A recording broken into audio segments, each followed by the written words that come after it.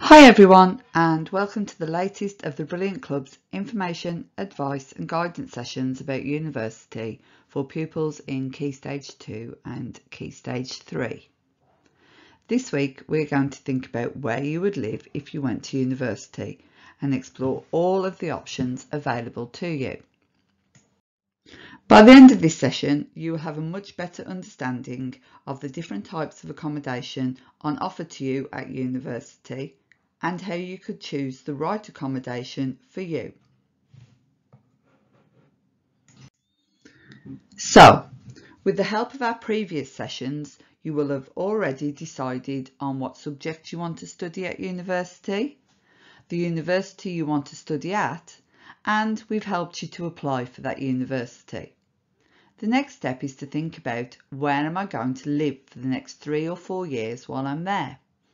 There are lots of options for you to choose from, and we're going to help you think about what will be best for you. So to start with, here is some good advice to remember when deciding where to live at a university. First of all, you can choose to live in halls of residence, private halls, shared flats and houses, or even at home. And during the rest of this presentation, we'll explore these options with you in more detail. When deciding where to live, get advice from family and friends, and definitely try to attend accommodation open days at your university, where you'll be able to look around the different types of accommodation available to you. Carefully research the costs and benefits of each option before making a decision.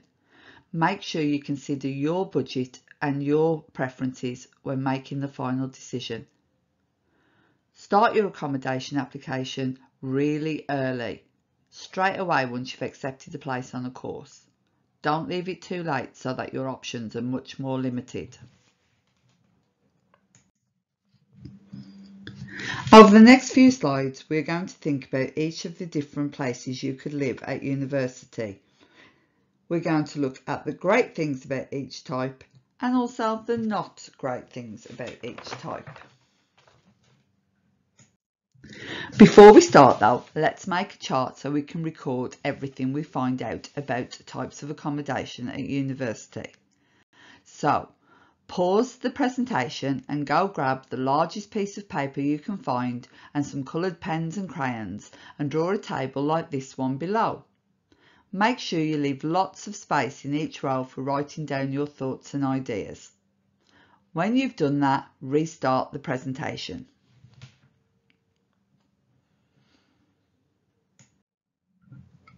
Welcome back.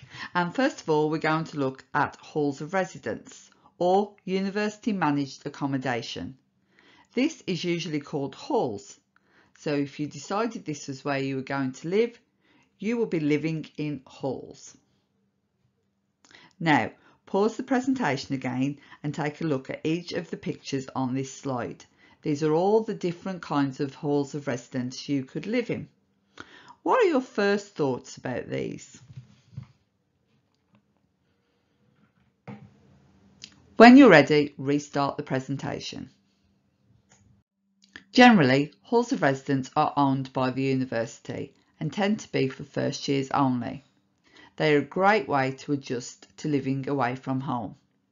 There are a variety of options available to you, including catered, which means that you won't have a kitchen, but you will have meals in the university's restaurants and cafes included in your rent each month. Or you can opt for a self-catered option, which will have a kitchen, which is usually shared with other people in halls.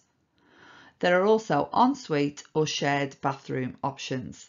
Each of these will have different levels of rent, and you need to work out what you can afford and what you will be happy living with. In terms of making friends, living with other students is a great way to get to know people that you may end up becoming really good friends with and even living with in the next year at university. You are also really conveniently located in halls of residence, so you don't have to worry about travelling in every day for lectures, group work or to use the library, as well as for the more fun stuff like societies, clubs and activities put on by your student union. If you're going to live away from home for the first time, Halls can also be a good preparation for living completely independently, as you have many of the benefits but without needing to think about bills or landlords. You're also likely to be well supported by the university itself if anything does go wrong. These types of halls are usually on the cheaper end of the spectrum, but paying a low price isn't the aim here. The aim is to get yourself a nice home for next year, so to think carefully about weighing up price versus the facilities that each of the halls of residence will have. Most likely the setup will be that you'll get a room with a shared flat. In other words, you'll be sharing a kitchen, a living space and a bathroom with other students, usually between 4 and 6, including yourself. Some universities also provide catered accommodation.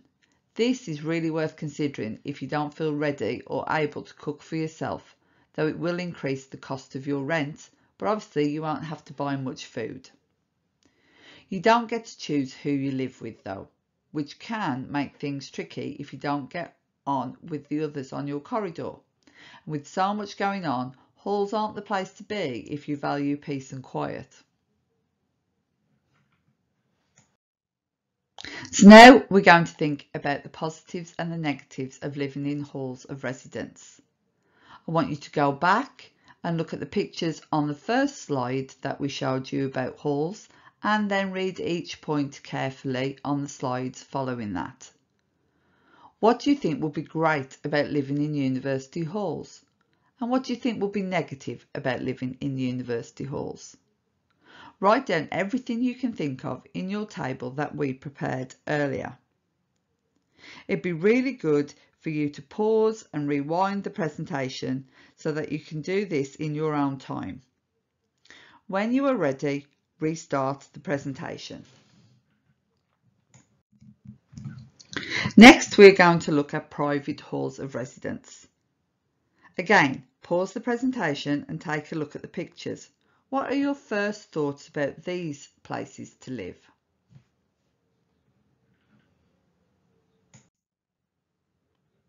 Private halls of residence have a similar setup to halls managed by universities.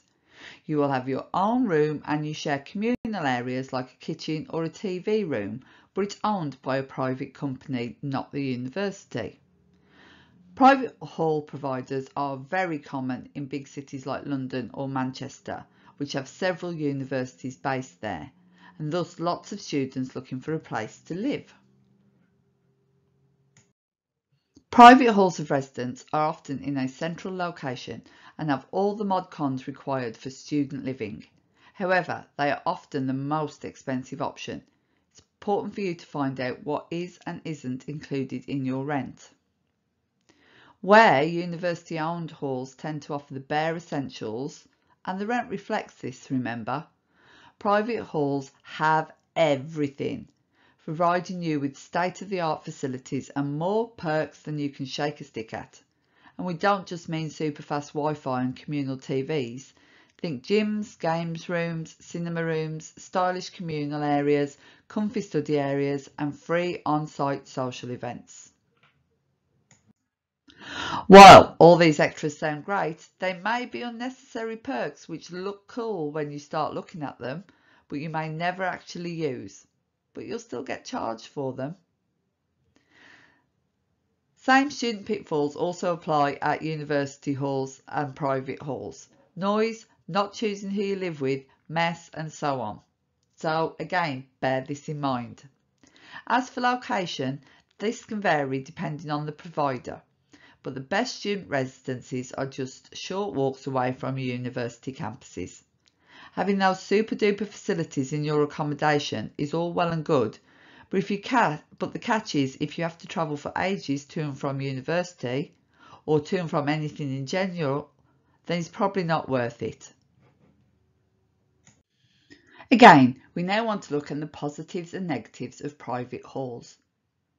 Go back and look at the pictures on the first slide and read each of the points on the following slides carefully. What do you think would be great about living in private halls?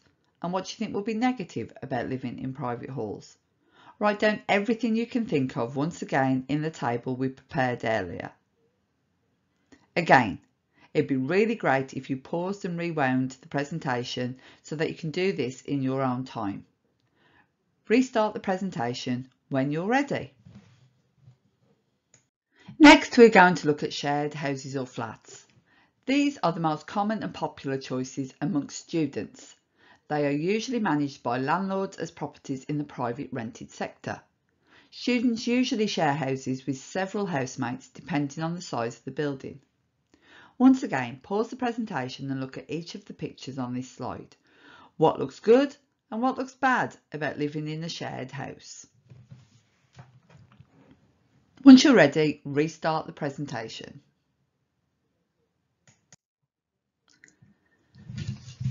Shared accommodation gives you the independence and the freedom to live how you want. You can choose who you live with, from friends to others on your course, or even on your own if that's what you choose to do. Because of this, it can be tricky as a first year student to find those in a similar position to you and organise viewings if you haven't moved to university yet. This is generally why shared accommodation is for second and third year students in the main. But as a first year, you can choose to do this if this was what you would prefer. Private residences are often in the local area. Whereas your university halls might all be on campus, private housing options are actually in town and they can make you feel part of the local community more, but could cause you extra costs and time for travelling to the campus. Unlike halls of residence, you'll have to sort everything out yourself. You'll have to liaise with your landlord, make sure all the paperwork is filled out properly, stay on top of your various monthly bills and payments, maintain the flat and clean it to the landlord's standards. Another big element of private renting is the cost. With private renting, the monthly rent figures can vary greatly depending on the property. And remember, they don't include your bills or your food. Once again, let's look at the positives and negatives of shared houses or flats. Go back and look at the pictures on the first slide and read each point on the slides following really carefully. What do you think would be great about living in a house or a flat share? And what do you think will be negative about living in a house or a flat share? Again, write down everything you can think of in your table that we prepared earlier. And once more, it would be great if you rewound and paused the presentation so you can do this in your own time. Once you're ready, restart the presentation.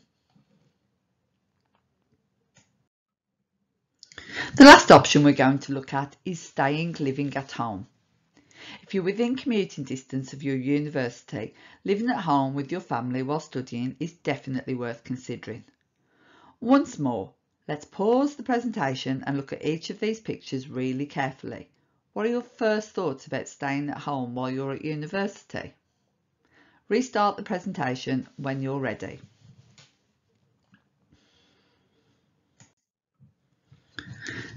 Paying rent for university halls or private accommodation is often the biggest drain on student budgets. Even if you're paying a small amount in rent to your family, plus your travel to attend classes a couple of days a week, it may be significantly cheaper than living at university. You won't have to move out, so that's one less hassle to worry about when you start university.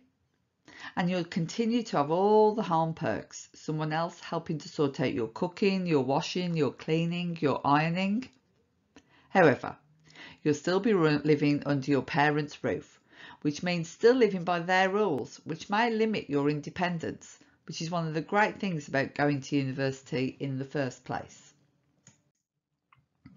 You might well be away from the action, so you'll need to find other ways to meet students, requiring more effort and planning on your part.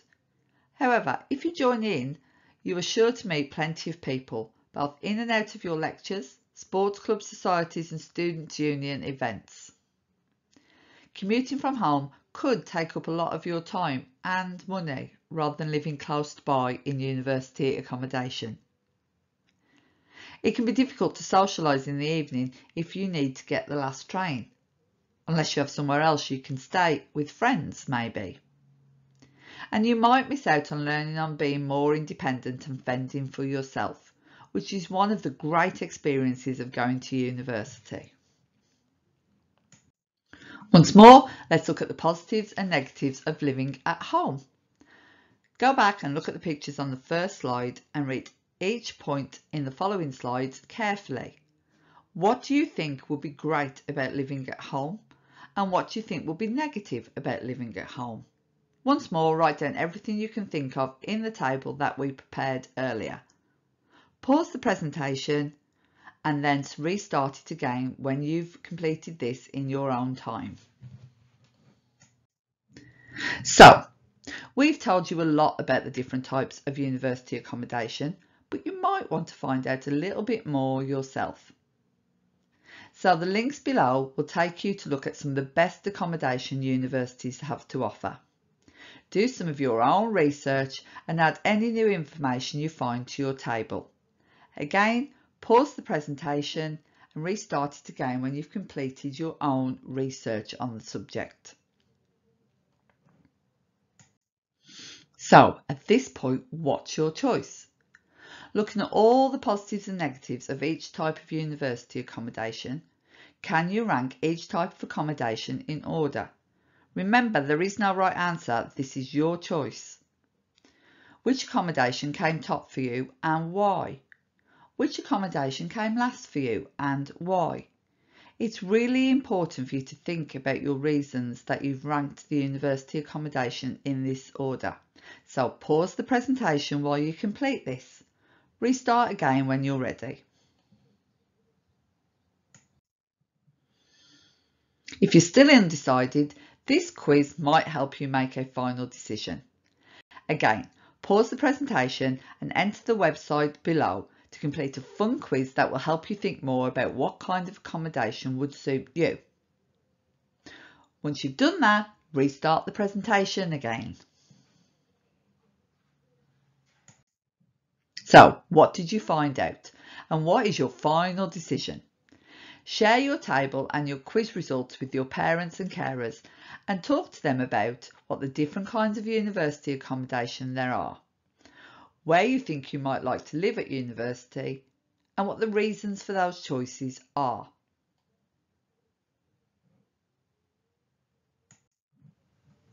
Thank you so much for working through this presentation, and everyone at the Brilliant Club really hopes it's helped you to make some decisions about your future. Please take a look at our other sessions and tell your friends and your teachers about us. See you all again soon.